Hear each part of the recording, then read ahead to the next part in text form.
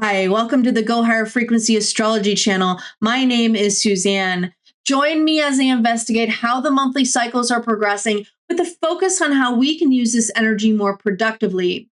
Today, I'm going to be talking about the upcoming new moon in Taurus happening on May the 16th. I'll be talking about a nodal shift we'll all experience right before this new moon.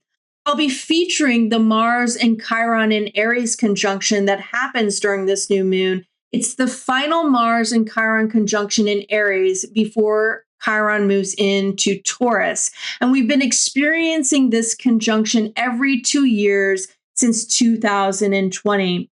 What are we confronting for the final time? I'll be talking about the shifts in the Mideast and the upcoming visit by Trump to China. And I'll also be featuring Tucker Carlson's chart in this video because he's having a new moon on his birthday. And finally, I'll be talking about how this new moon shows up for each rising sign. What are you finally confronting? And what potential new contributions you might be making for this new cycle. As always, I'll be leaving timestamps below, so feel free to skip around to the parts that interest you the most. Well, as I laid out in my previous video, we had a bit of a tense start to the week as Mars applying to Jupiter amped up the bluster and posturing on Monday. Trump announced Project Freedom on Sunday night, which began on Monday morning. But this was short-lived and ended as we approached the Mercury square Pluto on Tuesday night. Rumors have speculated that Trump backed down because Saudi Arabia refused to let the U.S. use its bases or airspace for further attacks. Interestingly, Iran's prime minister visited China on Tuesday, and rumor has it that Trump wants to end this conflict positively for himself so he can have leverage during his visit to China next week. Leading up to the Pluto retrograde on Wednesday morning, Trump announced a new proposal had been sent and negotiations were going well. This caused the stock market to rally yet again, and some are now calling the stock market manic. Now, if you remember, the blockade started the Monday before the Aries new moon, which featured Pluto right on the midheaven. And Pluto went retrograde right on the descendant in Washington, D.C. The power dynamics have shifted.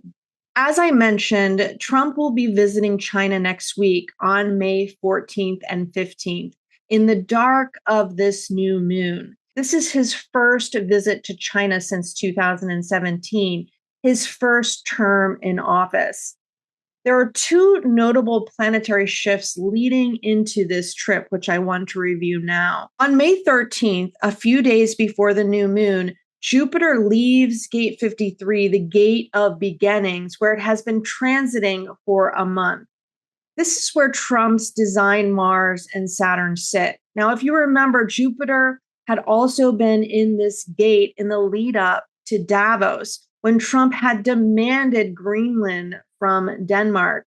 And just recently, he had threatened to end a civilization if Iran did not concede to his demands. So during both of these periods when Jupiter was in this gate, Trump's rhetoric was extra crazy and damaging, as malefic influences can often be. Jupiter now moves into gate 62, the gate of details, where Trump has his personality Saturn in Cancer.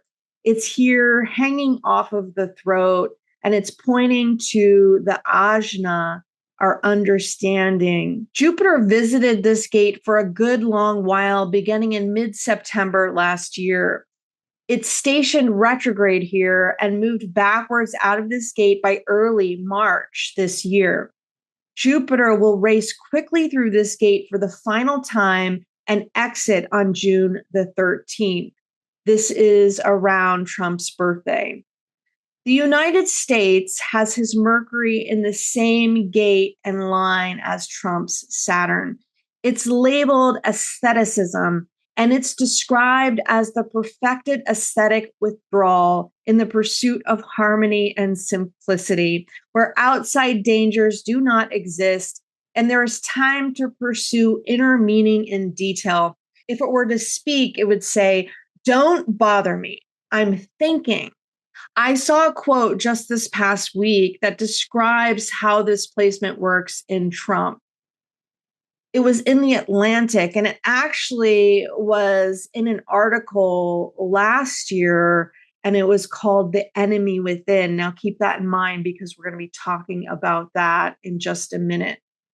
The president's friends and advisors have told us story upon story of his obsession with the smallest minutiae of his dedications to his monuments of self. The time he got down on all fours to help explain exactly how he wanted new tiling at Mar-a-Lago arranged. The time he glanced out of a window at one of his golf courses and then stopped a meeting, just cold stopped it so he could amble out to instruct the gardeners. Neptune will complete the channel of discovery with Jupiter when Neptune moves to the receptive gate, gate 17, later this month. This is where Trump's design Venus sits. He has this entire channel, but it's only half conscious. He has Saturn in gate 62, and he has his design Venus in gate 17. It connects the ajna, our understanding, to the throat, where we speak, where we manifest. So it is going to be able to manifest our understanding with detail. But Jupiter and Neptune together can be highly optimistic, full of grandeur. It can be the height of a bubble, and there can definitely be a potential of deception involved in this connection. If it's at all possible, expect more than the usual egoism from Trump during this period. But paired with other transits, health issues might also present themselves during this time. The other transit we may all feel more directly, especially people who have planets in aspect, will be the nodal shift on May 14th. The nodes will leave the channel of community where they've been since late December. And on May 14th, the first day of Trump's visit to China, they'll move to gate 59, hanging off of the sacral center, and gate 55, hanging off of the solar plexus. You'll feel it more personally if you have planets in these gates or their receptors. So gate 39, hanging off of the root center. This will complete the channel of emoting. It's a very moody channel. And gate 6, hanging off of the emotional center as well. It'll complete the channel of mating. So imagine there'll be a lot of more sexual energy in the environment, but also a lot more looking to create partnerships to survive during this time. No matter what, we'll all feel this emotional shift, since we've all been defined by this channel of community collectively. Pay attention to what shifts in you on this day, May the 14th. Trump has his design moon in gate 59. This is where people project onto him that they can make a union or a deal with him. This whole channel, like I said, is called the channel of mating. And gate 59 is the seduction part of that process. Many people describe how charming Trump can be in person, and some people describe it as a kind of an entrancing energy. And that definitely can result from his design moon. It's unconscious in him. He can put people in sort of a trance. The North Node was in gate 59 when he won his first election. Now, interestingly, since Xi and Trump both have the same birthday, They both have their design Earths in gate 6. Trump has this whole channel, but she doesn't. But she will have this channel connected, beginning with Trump's visit. These nodal placements move quickly through gates 59 and 55. So she will only have the complete channel of mating connected until late July. With this channel activated, it can open him up to temporary unions he might otherwise not agree to. Venus will also be aspecting both of their natal suns, so it'll bring some extra diplomacy to their negotiations. She also has his personality Mercury and design Uranus in the gate of provocation, which is part of this emoting channel. Let's just say that people might provoke you to access that spirit in you. And gate 55 is this gate of abundance, and that's where the North Node will be. This is the channel of individual moodiness, like I mentioned, and I have this channel, and moodiness is definitely what I experience. I experience the highest of the highs and the lowest of the lows, and it can shift in an instant. I can wake up one day and be really in a great mood and not even have a reason why. And the next day, I can wake up and I can be completely depressed and I can't get out of bed. And I just don't know what it's going to look like on any given day. It's very difficult to have this channel. I would describe it as wonderful and a curse at the same time. The lines the nodes will be in describe the potential of temporary financial agreements. All in all, this trip looks promising for negotiations, at least for the short term. So now let's shift to talking about this new moon in Taurus. We are at a critical juncture.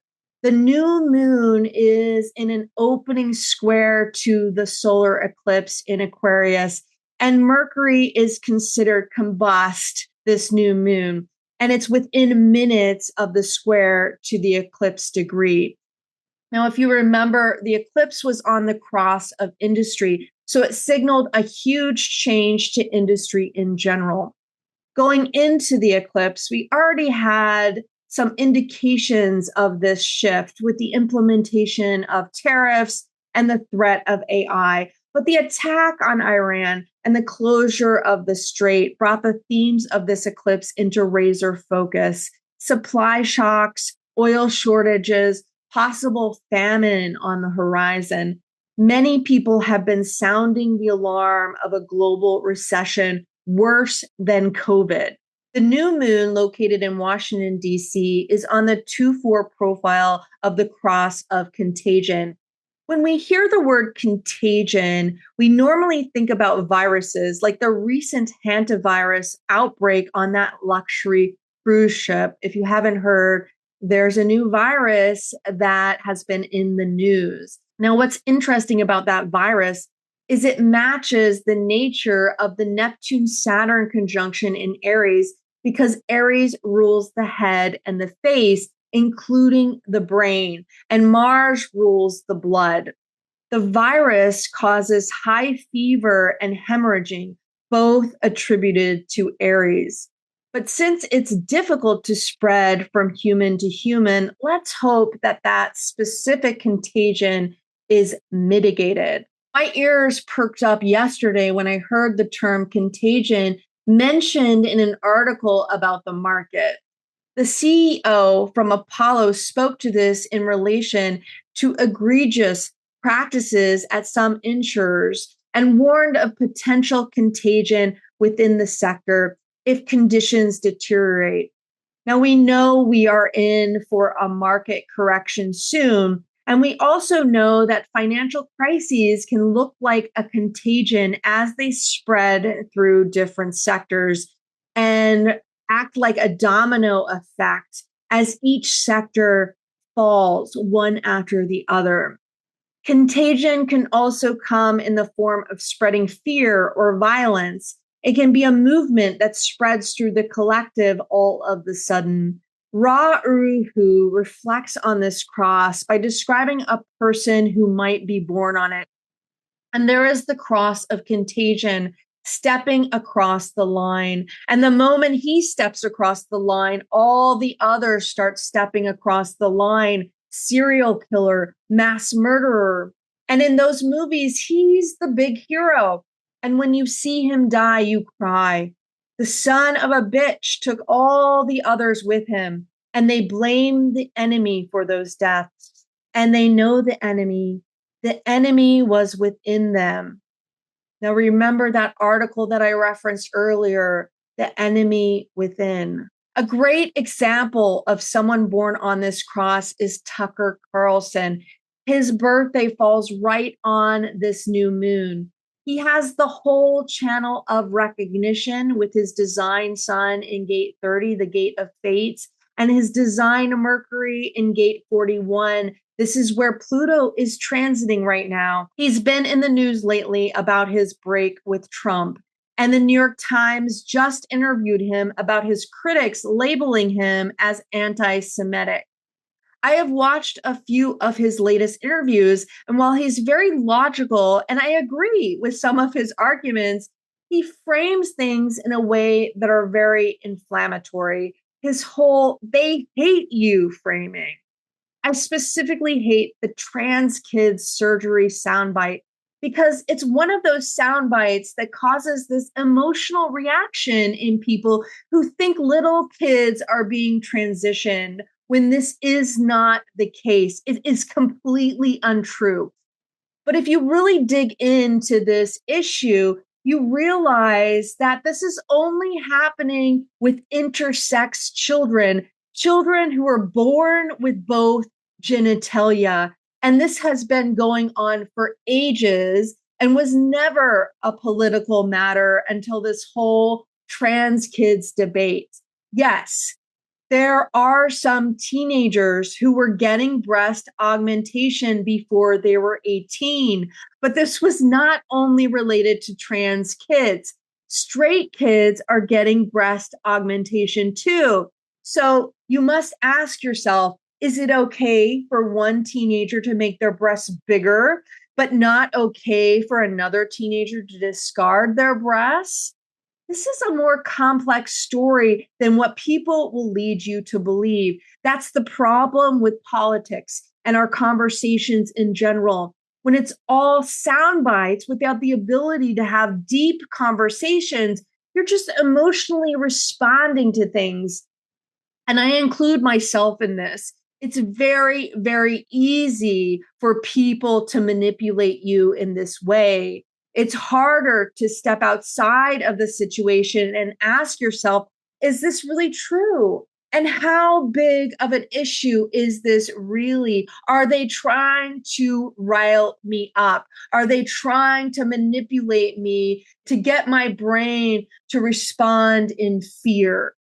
And people born on the cross of contagion are masters at framing things in a way that gets you to respond from your emotional brain. The fixed star Algol is tightly conjunct this new moon. It's in between the new moon and Mercury at 26 degrees of Taurus. And it's right near Trump's midheaven, this new moon. I love this description of Algol from Susan T. Chang. Algol's mythology involves Medusa. She says, Caput Algol can serve as a potent protection talisman, one that turns violence furiously against the aggressor. Its rage is particularly feminine in character. For Medusa's monstrous origin was a punishment for the crime of having been raped. Its gift is patience, memory, and the ability to withstand hardship. Experience leads to stamina. By facing tasks that seem insurmountable, we come to know and correctly gauge the weight of toil. Now, Caput Algol has featured in the Epstein release, and it reminds me of E.J. Carroll's lawsuit against the president. This lawsuit is in the news again as the Supreme Court will decide whether to weigh in on this case. Mercury is in line 5 of the gate of contribution. It's labeled Dharma and is described as either holding on to past failures and experiences, preventing personal growth and self improvement, or it is the sense of loss in the capacity to make that contribution. Somebody accepts that contribution, and all of a sudden they're gone. They have this sense of loss that they cannot continue to live out this role of contributing. It's like the parent who can't let go of the child. The new moon and Mercury are in the 8th house of this chart, and it's ruled by Venus in the 9th house, and they are in mutual reception. Venus in Gemini is in the last line of gate 12 during this new moon, the gate where both Trump and Xi have their sons in the first line. I want to read Ra's description of this line because he speaks to his prophecy about the next great mutation in 2027. This includes a reference to the nodal switch I just mentioned, the North Node transiting into gate 55, line 6. Here we have a very extraordinary 6th line.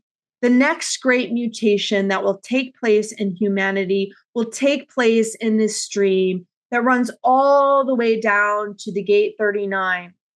The mutation will actually take place in the 55 line 6 and will eventually find its manifestation in the expression through gate 12 line 6.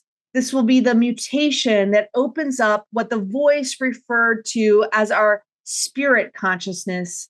That is the consciousness that is possible underneath the emotional motor, underneath the manipulation. This line is called metamorphosis, faith in and energy applied towards change and emergence from standstill.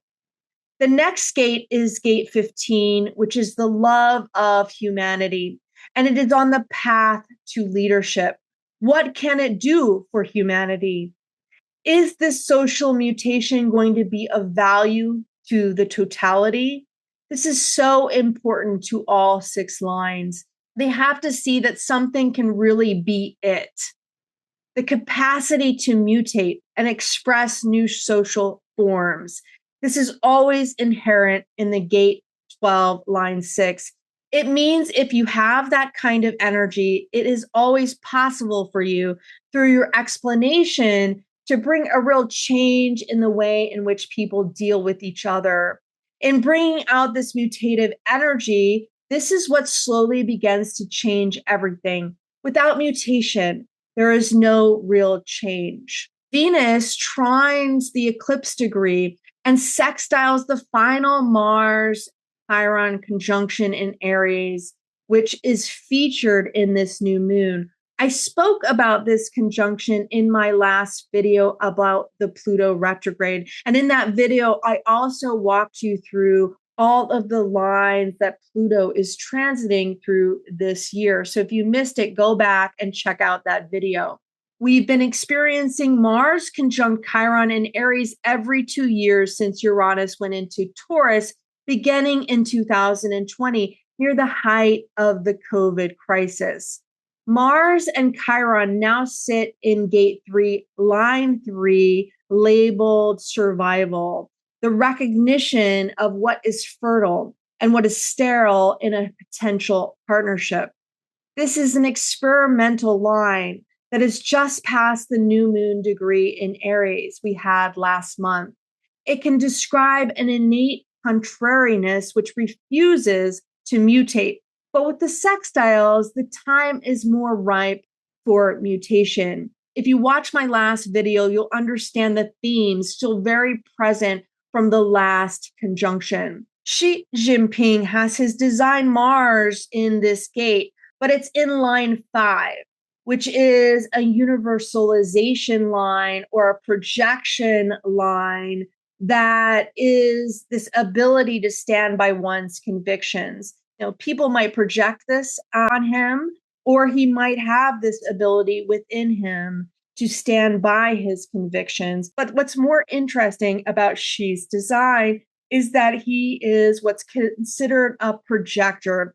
And a projector is a guide. I'm a projector myself. So they are guides in the world. They are here to master systems, and they're here to guide the energy resources of others because they've learned how to manage their own resources because we have a lack of energetic resources. It's basically describing the whole South because they're not the leaders in the world. Their people have not had access to resources. And so they've had to figure out how to survive in that environment. And Ra prophesizes that projectors are going to replace manifestors in guiding the energetic resources of others as we enter this period of decrease. We're not going to have the abundance, especially that we're used to in the West. And so how do we adapt to that? Well, the South is going to be able to adapt that a lot easier, unfortunately, because they've already had to deal with little resources. And the leaders of those countries have been able to guide their people through those lack of resources. I don't know how this is actually going to play out.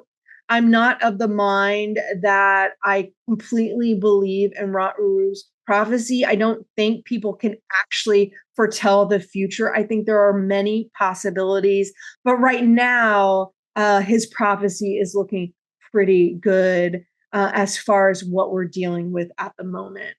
Let's now talk about how this new moon shows up according to your rising sign. I see this new moon as everyone's opportunity to contribute something new based on what was shaken up in our lives when Uranus was traveling through Taurus. Now, if you watched the earlier part of my video, you'll know that we've been experiencing Mars conjunct Chiron in Aries every 2 years, getting in 2020 near the height of the COVID crisis. And if you think back to that time, how has your life changed? My life has changed tremendously, and I'm sure a lot of your lives have changed too. This is our final Mars-Chiron conjunction in Aries. So what have you been confronting during this time? And how will this final conjunction in Aries help you confront any wounds around your capacity for mutation and contribution so you can contribute something valuable, something new to the world? You have the right to exist and you have the right to contribute. That is the main message to Chiron in Aries. You do have that right. Everyone born has that right. Okay, if you're an Aries rising, as Uranus has been shaking up your second house of values, possessions, relationship to your body, you've been confronting your life force quite literally with Chiron transiting your first house. What wounds have been brought up around your identity and your capacity to take individual action in the world? Saturn and Neptune have now come into your first house to dissolve old identity structures while building new ones in relationship to first house topics, your identity, your body, how you present yourself to the world. What new contributions do you want to embody as Uranus has moved out of your second house? What fears might you be holding on to that keeps you from moving forward? Taurus Rising, as Uranus has been shaking up your first house of identity and how you present yourself to the world, you've been confronting hidden wounds related to your right to be here. What hidden wounds have surfaced during this time? Saturn and Neptune have now come into your 12th house to dissolve old structures while building new ones in relation to 12th house topics. Your subconscious patterns, hidden sabotage, self and others, connection to the mystical and the underworld. What do you want to personally contribute to the world as Uranus has moved out of your first house? What fears do you have around your self-contribution that are holding you back? Gemini Rising, as Uranus has been shaking up your 12th house of all things hidden, what wounds have been brought up around your networks, groups, your hopes and wishes? Saturn and Neptune have now come into your 11th house to dissolve old subconscious roadblocks. What subconscious fears might you be holding on to that keep you from moving forward? About a week ago, I heard from one of my clients who is a Gemini rising, and she said she was flying for the first time in years and she was terrified. Uranus had just moved into Gemini, so I told her it was time to face her fears. And she just sent me a message that she did it, and she did it alone, and how proud she was of herself. I told her it's only the beginning. At the end of these 7 years, she'll look back at a whole new person. Cancer rising, as Uranus has been shaking up your 11th house of groups and networks, your hopes and ideals, you've been confronting wounds about your public status, your career, and either your paternal or maternal line, depending on who plays the public facing role in your family. What hidden wounds have surfaced around your public facing role or your paternal or maternal lines? Saturn and Neptune have now come into your 10th house to dissolve old structures while building new ones in relation to these topics. What new contributions do you want to make to your groups and towards your dreams and wishes? And what fears might be holding you back? Leo rising, as Uranus has been shaking up your 10th house of public status and career, you've been confronting wounds about your beliefs, higher education, all things foreign, and legal matters. Saturn and Neptune have now come into your 9th house to dissolve old structures while building new ones in relation to these topics. What new contributions do you want to make to your career based on what you've learned and what you've adjusted to with this shakeup of your beliefs? And what fears might be holding you back? Virgo rising, as Uranus has been shaking up your 9th house of beliefs, higher education, all things foreign, and legal matters, you've been confronting wounds around financial and karmic contracts or entanglements, death, and anything taboo. Saturn and Neptune have now come into your 8th house to dissolve old structures while building new ones in relation to these topics. What new contributions do you want to make involving your beliefs based on what's been shaken up in your 8th house? And what fears might be holding you back in these areas? Libra rising, as Uranus has been shaking up your 8th house of financial or karmic contracts or entanglements, death, and anything taboo, you've been confronting wounds in your relationships and your known enemies. Saturn and Neptune have now come into your 7th house to dissolve old structures while building new ones in relationship to these topics.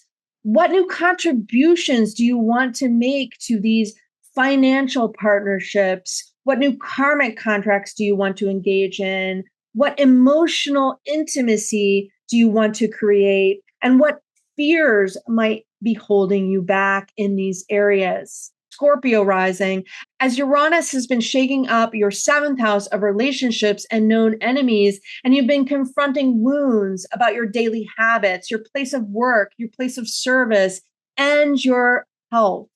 Saturn and Neptune have now come into your 6th house to dissolve old structures while building new ones in relationship to these topics. What new contributions do you want to make in your relationships? And what fears might be holding you back? Okay, Sag rising, as Uranus has been shaking up your 6th house of daily work, daily habits, service, and health, you've been confronting wounds about your individuality, your creativity, areas of play and relaxation, and your children.